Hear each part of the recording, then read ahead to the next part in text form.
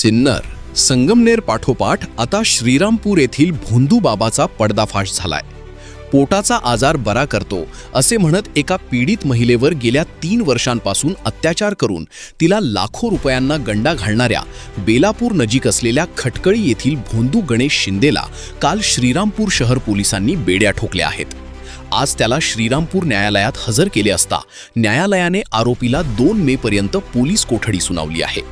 श्रीरामपूर तालुक्यातील बेलापूर येथे गणेश शिंदे हा दावल मलिक बाबा या नावाने आपला दरबार भरवत होता। पोटाचा आजार बरा करण्याचे सांगत त्याने पीडित महिलेवर विश्वास संपादन केला। मात्र उपचाराच्या नावाखाली त्याने मागील 3 वर्षांपासून या महिलेवर वारंवार अत्याचार केला।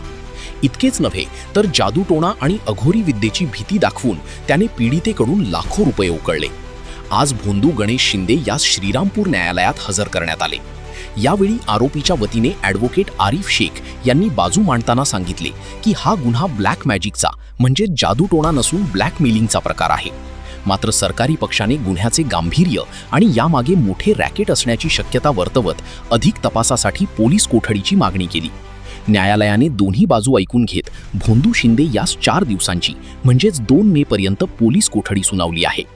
पोलिसांच्या या कारवाईमुळे परिसरात खळबळ उडाली असून या कारवाईचा धसका घेत श्रीरामपूर शहर आणि परिसरातील अनेक भोंदूगिरी करणारे बाबा परागंदा झाल्याची चर्चा सध्या शहरात सुरू झाली आहे।